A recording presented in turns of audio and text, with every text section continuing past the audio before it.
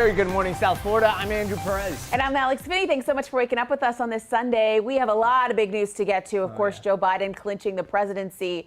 That's a big story. We're going to have that for you in just a moment. But first, we have team coverage on Tropical Storm Eta, which is already having an effect here in South Florida. Weather Authority meteorologist Brandon Orr leading us off. Brandon, what's the status of the storm right now?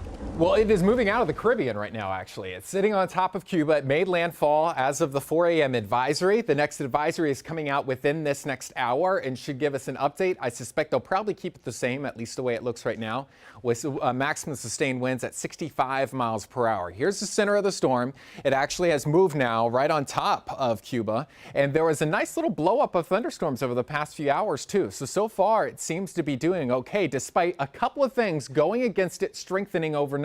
It's kind of maintained its strength overnight, and that's because some of the winds here have been coming in from the southwest, and it's taking the thunderstorms and kind of shoving it all towards the Bahamas. That's one thing going against it. The other is some drier air, and you can see it here in these oranges, starting to get wrapped in the center a little bit. So it is taking on some drier air. It's not causing it to weaken much. It's just causing it to maintain its strength overnight, and likely as it moves over Cuba too, that'll affect it. It's just not going to be over land for long. This thing's going to be back over the Florida Straits as we get towards late this morning. This is the latest cone, which brings it across the Keys now. We got a pretty good handle on the track, and that's for the center of the storm to move across the Keys or maybe just to the south. That's late tonight as a 70-mile-per-hour tropical storm. It is possible, though, that this could reach hurricane status as it strengthens slightly across the Florida Straits. There's plenty of warm water down there. Water temperatures running close to the middle 80s, so it wouldn't be a big surprise to see it reach about 75-mile-per-hour winds, which is why we still have a hurricane watch in place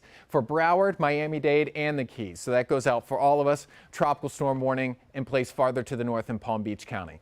We already have some heavy downpours moving in, and I want to give you the heads up now in Broward. This next band that's moving on shore, I'm seeing on radar some evidence of some wind gusts 40 to 50 miles per hour within some of this. These are going to be our first bigger gusts that we've seen so far, even though I know it's been windy overnight.